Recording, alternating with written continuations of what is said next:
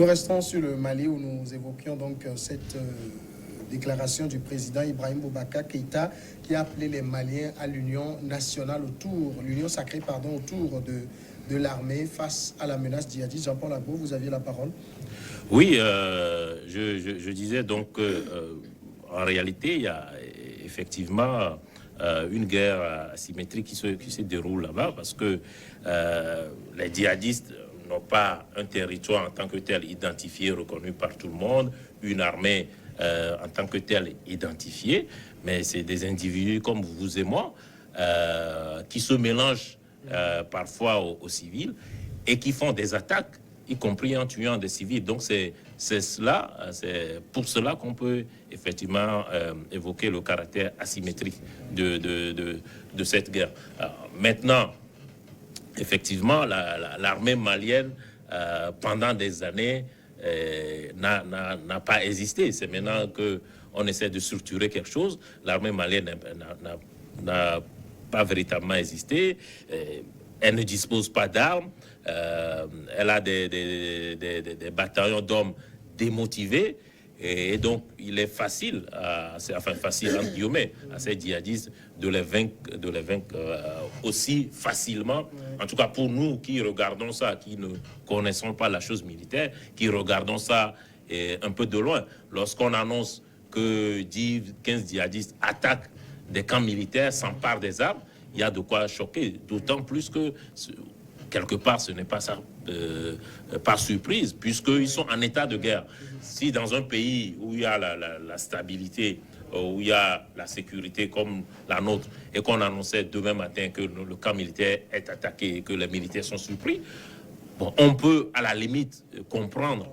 Mais un pays qui est déjà en guerre, où la première cible des djihadistes, justement, c'est les soldats, les militaires, se faire surprendre quasiment quotidiennement dans des camps militaires, c'est quand même, il y a de quoi s'interroger. Donc, il faut restructurer cette armée, lui apporter beaucoup plus de moyens et ne pas l'isoler. C'est déjà fait avec la MINUSMA, Barkhane, avec le G5 Sahel, mais il faut renforcer tout cela, sans oublier encore une fois la réponse sociale, parce que la réponse ne peut pas qu'être militaire, on s'en sortirait jamais. Sinon, on va installer dans ces zones une situation à l'Afghan ou une situation à l'Irakienne. Dans le cadre du Mali, ce qu'on ne comprend pas aussi, la dernière attaque du 1er novembre a été revendiquée par l'organisation de l'État islamique, qui a même revendiqué la mort du militaire français de l'opération Barkhane. Comment est-ce que le Mali a pu devenir une cible, disons, quasiment prioritaire pour l'EI? Non, pour l'EI, vous savez que l'EI s'était vraiment installé en Syrie. L'EI avait, l'État islamique, comme ils l'appellent le Daesh, avait occupé une grande partie du territoire syrien. Et aujourd'hui, ils n'ont plus de territoire parce qu'ils ont tellement été combattus par l'armée américaine, les Syriens. Et aujourd'hui, c'est comme ils sont à la recherche de nouveaux territoires. Comment ça se fait souvent? Normalement, le Daesh travaille en collaboration avec AQMI, travaille en collaboration avec le Boko Haram. Et ce sont quand ces organisations-là continentales, le Boko Haram recrute, il envoie une partie à l'EI. Et l'EI aussi, quand il s'agit de recruter, par exemple, on recrute en France, en Tunisie, ils envoient, ils publient même leur offre d'emploi sur les nets.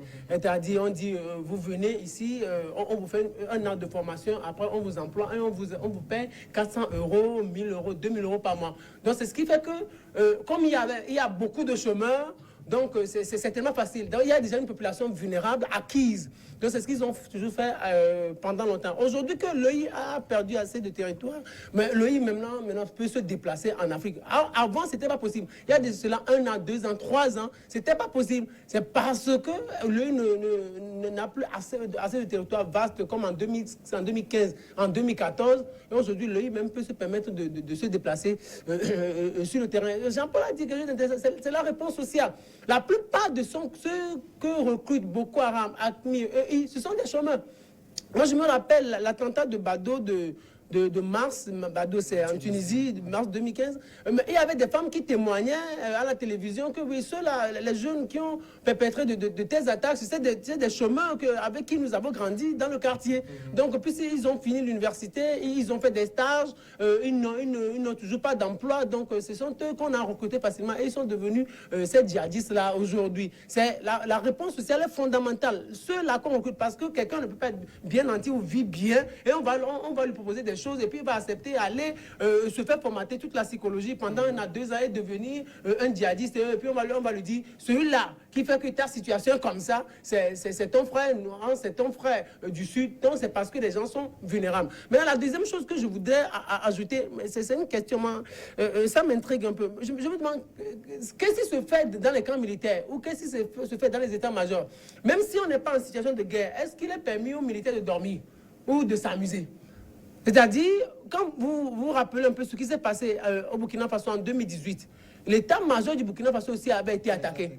Je me demande, que faisaient ces militaires-là à l'époque? Mais ce n'est pas possible parce que l'état-major, c'est le dernier rempart. C'est là où il doit y avoir plus de sécurité. Si on va attaquer, on va jusqu'à attaquer l'état-major ou un camp militaire.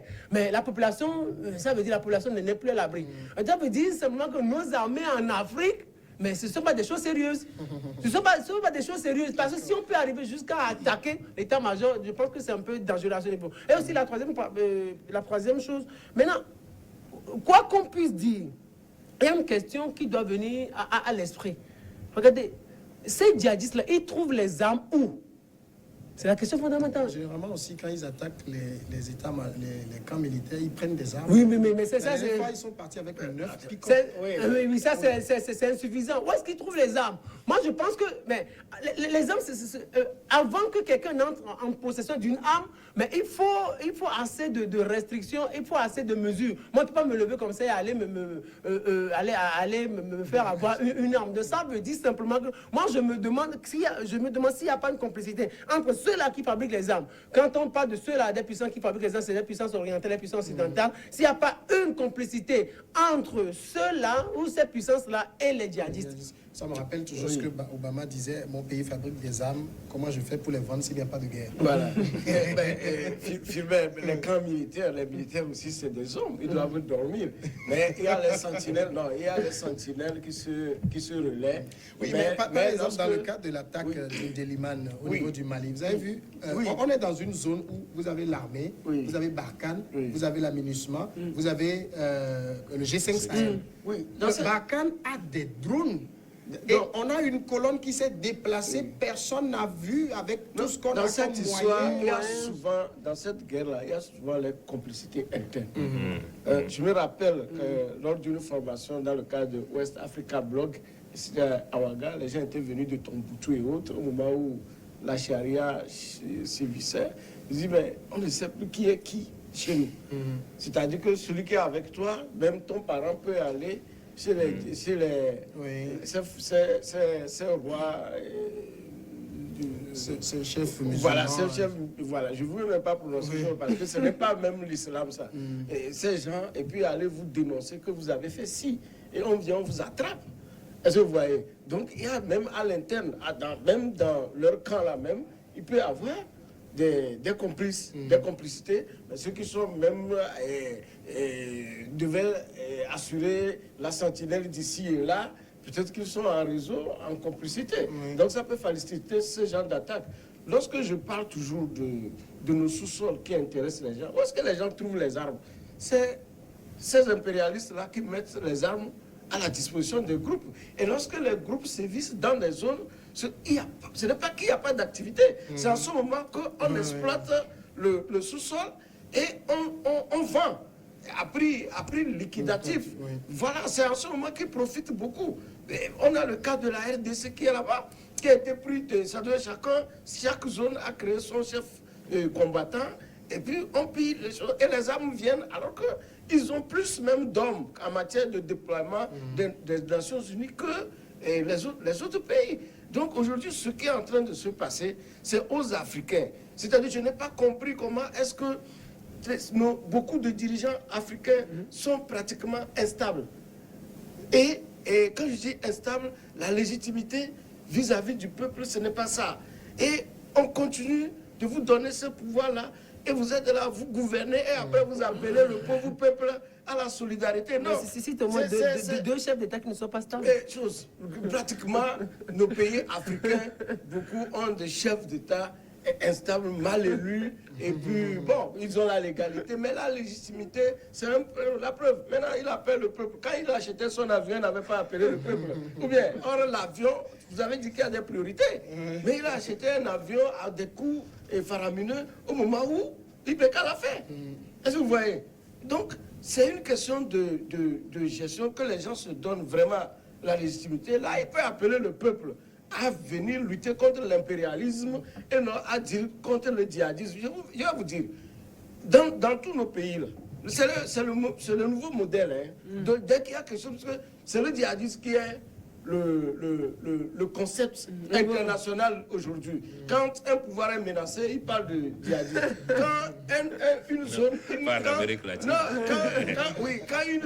Quand une zone est menacée, mais je donne des cas même de nos pays. Vous savez, si un jour, nos amis de Haoté et autres, ou bien, je ne sais pas, d'Apaon ou ailleurs, ils se lèvent, ils disent que notre sous-sol là n'exploitait plus, et on va les tuer, on va leur donner le nom de djihadistes. Ça, je vous assure. C'est le nouveau concept. C'est ça qui attire même l'international. Et puis bon, on vous laisse continuer la bavure sur la population. Mais la population est le dernier rempart, elle est toujours là. Un dernier élément sur lequel je voudrais qu'on revienne, c'est cette réponse sociale que vous évoquiez. Et je rappelais tout à l'heure qu'Ibeka disait que 22% du budget sont déjà consacrés à la défense. Alors, si on doit être sur le terrain social, ça veut dire qu'on réduit en même temps le budget de la défense. La situation, non, mais 22% sont consacrés à la défense. Comment c'est consacré? Comment c'est réparti? Voilà. Comment c'est géré? Voilà. C'est plutôt ça la question. Parce on achète des armes qui ne peuvent pas fonctionner. Oui. Voilà. C'est ça. Si vous pouvez dire, oui, je consacre tel pourcentage à telle dépense, mais comment c'est dépensé? C'est plutôt ça la question qu'il faut se poser. Et puis, pour le reste, comment le reste est réparti? Quand on parle de social, etc., comment la bonne gouvernance est mise en œuvre dans ce pays-là. Sinon, régulièrement, dans ce pays, les syndicats, les gens sont dans la rue pour dénoncer la mauvaise gouvernance, pour dénoncer le pillage du pays, pour dénoncer le chômage et tout ça. On a commenté ici, dans certaines régions, où les gens se sentaient enclavés et ont demandé qu'on réhabilite les infrastructures, tout ça. Donc, c'est de tout ça qu'on parle. Ce qu'ils disent qu'il y a 22% qui sont consacrés, peut-être, ça c'est des chiffres, mais concrètement, visiblement, les Maliens ne sentent pas qu'il y a 22% qui sont consacrés à la défense. Oui, mais ça continue. Moi, ce soir, j'ai eu une dépêche avant d'arriver ici vers 17 heures, qui a eu une attaque vers Kanchari. C'est-à-dire que quand vous quittez Fada Ngrouma en allant vers chose, donc il y a une attaque juste ce soir. Donc on n'a pas encore le bilan, peut-être demain matin, RFI va nous dire combien de morts. Voilà ce qui est en train de se passer. C'est grave pour notre Afrique. Le second sujet, nous parlons maintenant du Ghana, tentative de coup d'État, un haut responsable de la police qui a été écroué. Le directeur adjoint de la police ghanéenne, Benjamin Agodjor, est accusé de trahison pour son présumé soutien aux membres du groupe Take Action Ghana, dont les dirigeants ont été arrêtés en septembre à Accra pour avoir comploté contre le pouvoir. C'est ce qu'a expliqué son avocat. Benjamin Agodjor est actuellement détenu au bureau des enquêtes nationales, a ajouté Maître Mertin Kwebou, qui a dénoncé une chasse aux sorcières. Nous avons passé toute la journée là-bas hier et on nous a seulement informé dans la soirée qu'il avait été arrêté. Fiomette, comment je me rappelle quand on a évoqué pour la première fois le sujet ici, c'était plutôt ironique parce que la tentative qu'on nous présentait comme une tentative de renversement des institutions, ça avait plutôt l'air d'un scénario de dessin animé. Mais apparemment, les Ghanéens, ils tiennent à la chose. Hein. Non, est-ce qu'il tient ou c'est le président? C'est le président ghanéen qui y tient.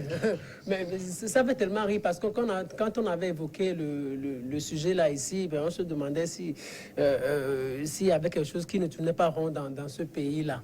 Parce qu'on ne peut pas chercher à faire coup d'État avec des moyens à caractère artisanal, de petits moyens. C'était comme vous l'avez évoqué tout à l'heure, un truc de dessin animé. On se demandait si le président peut-être ne voulait pas passer par cette occasion ou chercher à éliminer un certain nombre d'ennemis ou d'adversaires à la veille des prochaines élections au Ghana. Parce que c'est ce qui se faisait en réalité en Afrique, hein, au lendemain de l'indépendance. Quand un chef d'État se dit peut-être on ne veut plus de cet opposant-là, on peut organiser des coups d'État, des scénarios qui visent à instrumentaliser toute la population en disant que non, c'est le chef d'État, il est tellement menacé. Et après ces scénarios-là, le chef de l'État, il remonte dans les sondages. Les gens disent oh, c'est notre chef. Et toute la louange lui est reversée. On se demande si c'est le président ghanéen, Akufo-Addo, ne se serait pas inspiré de cette pratique de lendemain des indépendances. Aujourd'hui, nous, on a cru. Avec la manière dont la situation évolue, on voit clair que peut-être le président Addo chercherait à éliminer un certain nombre d'adversaires avant la présidentielle, parce que en réalité lui n'est pas aussi les sondages ne sont pas aussi, il est très en difficulté, les sondages ne sont pas trop favorables, peut-être c'est un coup monté, mais l'autre question qu'on avait évoquée ici, je me rappelle, il y avait le pasteur Edo ici avec nous quand on faisait le débat là, le Ghana tant clamé, le Ghana tant loué sur le plan démocratique, mais je me demande si c'est ce Ghana là qui est en train de vivre une telle situation. C'est grave. C'est grave. Ça veut dire qu'en réalité, la démocratie dont on parle en Afrique, elle est toujours en difficulté, elle est toujours instable. Alors ici, Francisco, dans le scénario, en tout cas du coup d'État, puisqu'actuellement, en plus de l'officier de police qui vient d'être arrêté, il y a 4 officiers de l'armée qui ont été arrêtés, de l'armée de l'air, et un médecin dont on dit que son laboratoire aurait servi à fabriquer des armes. Moi, je comprends pas. Quand on veut faire un truc, j'ai jamais fait, ça m'est jamais passé par l'esprit, mais on va fabriquer les armes dans un laboratoire quelque part au Ghana. Et on dit qu'ils sont accusés, le parquet les accuse d'avoir projeté des manifestations dans le but de renverser le président. Non, ben, c'est comme ailleurs, on a arrêté les gens pour le coup d'État, où on dit il y a un plan. Il n'y a pas un plan B. Au moins, ils ont pas un plan reconnu d'avoir quelque chose. Non, je trouve que peut-être c'est un peu ridicule cette histoire de coup d'État au Ghana. Parce que, en fait, quand je prends le président ghanéen, moi, je ne suis pas un militaire, je n'ai jamais eu l'idée de faire un coup d'État. Mais en matière de stratégie, quand je prends le président ghanéen, c'est les présidents qui sont les plus simples possibles. Et qui circulent, qui vont dans les funérailles, qui sont dans les fêtes traditionnelles partout. Président en exercice? Président en exercice, au Ghana. On les voit souvent. Toujours gardé, hein, comme il le faut. Oui, mais aller attaquer une présidence que d'attaquer peut-être un convoi en déplacement, c'est plus facile. Moi, en fait, excusez-moi. Mais un président, c'est différent de faire un coup d'État. Quand on dit qu'on prend les armes, on a fabriqué les armes de façon artisanale. Et que là où on veut l'atteindre, c'est à la présidence. Mais quand on sait qu'une présidence, l'armée qui est là-bas, bon, ça fait peut-être la moitié du camp, des choses. Mais on ne peut pas. Moi, en fait, je trouve un peu quand même un peu absurde cette façon de dire qu'on veut faire avec les moyens qu'ils sont en train de... Vous avez vu, mais on dit on fabrique... Bon, peut-être que c'est pour dissimuler la fabrique des armes qu'on va prendre un hôpital. Ça peut arriver parce qu'il y a des gens qui prennent les ambulances pour aller faire le braquage. Mais on peut fabriquer les armes. Bon, maintenant, le problème, c'est ça. C'est que nous sommes à 1 an des élections au Ghana. Et comment il s'appelle le président ghanéen, Nana Akufo-Addo, qu'on voit, on voit que même dans son parti, pour un deuxième mandat, c'était pas pour, c'est un mandat pour eux. Est-ce que vous voyez? Maintenant, il y a aussi, n'oublions pas toujours, l'ombre de J.J. Royce qui a fait le dernier coup d'État, je crois que c'était en 81, au Ghana, qui est toujours sur le pays. Ben, entre-temps, on a failli même créer quelques problèmes de justice pour le juger par rapport à l'ancien coup d'État, je crois 70, il a fait 70 et 79 et 81. Donc, ça n'a pas marché. Bon, ce général, on n'a pas encore vu. Est-ce qu'il a des liens avec Ronlis et ceux-là qu'on arrête? Bon, le pouvoir, c'est le pouvoir. Quand on veut habiller quelqu'un, ils ont toujours les moyens pour le faire. Mais ça crée des problèmes à l'avenir parce qu'il y a des familles, il y a des personnes qui sont impactées, stigmatisées à vie. C'est ça qui est dommage. Jean-Paul, ici, l'avocat du chef de la police qui a été arrêté, il dit que les preuves contre lui sont faibles. Ils le retiennent sur la base de messages WhatsApp. Et l'avocat dit que sur WhatsApp, il donnait des conseils sur les moyens légaux pour organiser une manifestation et faire un don à une œuvre philanthropique. C'est aussi la parole d'un avocat. Oui, c'est justement ce que j'allais dire. Nous, on n'a pas accès au dossier. L'avocat, il fait son boulot, il défend son client et il minimise donc les charges qui pèsent contre lui. Il minimise les éléments à charge. Donc, on peut pas en tout cas se baser sur ce que l'avocat dit pour définitivement trancher sur le fait que un coup d'État était en préparation. Mais sur ce qu'avance même officiellement le gouvernement, cette tentative de coup d'État nous paraît peu crédible. Maintenant, ça ne veut pas dire qu'il n'y a rien eu, mais c'est peu crédible. Effectivement, un hôpital qui fabrique des armes, un chef adjoint de police, bon, dans nos pays, c'est rarement que la police fait des coups d'État parce que c'est pas quand même les mieux armés. Attendez, mais c'est un meilleur corps pour faire un coup d'État, hein, ça je vous assure. Pas en Afrique en tout cas. Non, attention, Non, attendez. mais ils sont pas équipés pour faire. Non, pour faire le coup d'État, c'est les renseignements. Mais Oui. quand vous prenez les policiers, la police, coup d'État ici. Vous l'avez jamais fait? Vous l'avez jamais fait de coup d'État? En tout cas, jusqu'à présent, j'ai jamais appris que c'est le corps de la police a pris, a renversé un président en faisant un coup d'État. Peut-être qu'il y a des policiers qui sont peut-être impliqués, mais que le chef de la police soit l'un des instigateurs, bon, ça peut exister, mais ça m'étonnerait que ce soit... Enfin, c'est peu crédible. Donc, après, en septembre, on nous a parlé de 6 AK-47 qui ont été fabriqués. Tout ça me paraît peu crédible.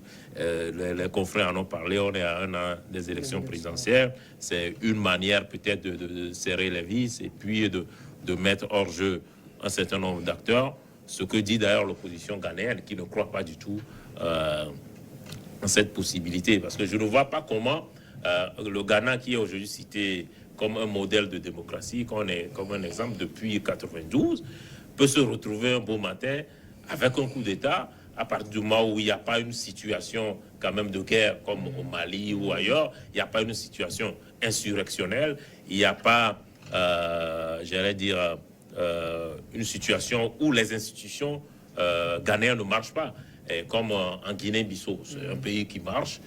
Il y a de la pauvreté comme un peu partout, il y a des problèmes un peu partout, il y a, il y a une tension politique comme un peu partout, mais les institutions fonctionnent et le Ghana est plutôt un pays modèle par rapport à plein d'autres pays africains. Donc, je ne vois pas comment ceux qui voudraient faire coup d'État pourront justifier ça, y compris aux yeux de la communauté internationale qui va nécessairement demander que l'ordre constitutionnel soit rétabli. Alors donc, on a un président en mal de sensation qui veut se faire un peu de pub. Ouais, peut-être qu'il veut, ou soit il y aurait une mésentente politique entre lui et certains chefs de l'armée ou certains chefs de la police ou de la gendarmerie ou certains de ses proches qui ne seraient plus d'accord avec lui ou des gens même peut-être qui ne voudraient plus qu'il se représente. Donc tout ça, bon, c'est la politique. Donc il serait peut-être en train de trouver des moyens pour se débarrasser de ceux-là. Sinon, quand on veut parler de coup d'État, mais c'est pas sérieux ça. Ce qui se passe là, c'est pas coup d'État. ces gens-là, peut-être on veut leur coller de petites étiquettes qui n'ont rien à voir avec des coups d'État. Bon, vous savez, c'est le pouvoir. Donc, lui aussi, côtoie certains chefs d'État, peut-être qu'il ne veut pas quitter le pouvoir. Donc, il se dit, le pouvoir, il va lui être difficile. Parce que n'oubliez pas, son prédécesseur a fait 4 ans. Son prédécesseur a fait 4 ans. Donc, peut-être lui aussi se voit un peu dans cette dynamique-là. Il se dit, ah, moi, je ne veux pas faire. C'est son prédécesseur qu'il va affronter. Hein. Ah oui, c'est son prédécesseur qu'il va affronter. Et donc, si il affrontait et que le prédécesseur revienne, donc ce sera toute une honte pour lui. Donc, il est en train de se préparer pour éviter toutes ces situations. Mais c'est déplorable. C'est déplorable pour l'Afrique et pour le Ghana. Non, mais je veux rectifier quelque chose un peu. Quand j'ai dit, Jean-Paul a voulu dire que la police ne peut pas, bon, pratiquement, vous tenez à ça. Non, non. Bon, je ne suis pas spécialiste de coups d'État. Donc, moi, je ne suis pas spécialiste non plus. Mais vous avez fait... Lorsqu'on parle de renseignement, c'est des gens qui détiennent plus de renseignements. C'est-à-dire qu'aujourd'hui... Ça dépend des pays. Aujourd'hui, si on a envie de connaître... Ça dépend des pays. Là, vous êtes là, vous circulez seulement. Quelqu'un vous dira, c'est ici, si vous passez chaque jour. Je ne sais pas si vous comprenez. Et c'est des gens qui sont très bien renseignés. Ne les minimisons pas. Mais en même temps, là, on parle d'un directeur adjoint de police. Si éventuellement il avait des liens avec ces gens, bon, j'imagine qu'il aurait dû prendre un minimum de précautions. Oui. Vous savez, bon, en fait, aujourd'hui, tout le monde marche sur le compte de WhatsApp. mais je vais vous dire, le téléphone portable a coûté beaucoup cher à la sécurité des personnes. Même avant que le WhatsApp n'arrive. Mais quand vous connaissez des militaires que nous on connaissait, mais il y en a qui n'enregistrent jamais votre numéro dans leur portable. Ceux qui ont beaucoup fait ces endroits, mais c'est dans la tête. Et dès qu'ils téléphonent, ils nettoient de son jeu. Parce qu'il y a eu des périodes où on a pris le téléphone de quelqu'un, on a regardé seulement, mais le fait d'avoir le numéro même à l'intérieur du portable enregistré, on pense que, alors que bon, peut-être que c'est le numéro que vous avez eu en passant. Oui, une seconde, d'abord pour dire qu'on ne l'a pas suffisamment relevé, le chef adjoint de la police est connu pour son franc-parler et pour dénoncer justement souvent la non-indépendance de la police vis-à-vis du pouvoir politique. La deuxième chose, non, je ne minimise pas l'importance ou la qualité de la formation des policiers. Mais en Afrique, on sait très bien que pour faire un coup d'État, et non pour assassiner un président, parce que c'est deux choses différentes. Assassiner un président et prendre le pouvoir, c'est deux choses différentes. Pour prendre le pouvoir en Afrique, il faut quand même quelques chars, il faut quelques armes. Or, la police... Il faut la radio, la télévision, l'aéroport. Il faut quelques chars pour impressionner. La preuve, on nous fait croire que les gens... Ces Gabonais plaisantaient. C'était les Tchakavous pour aller...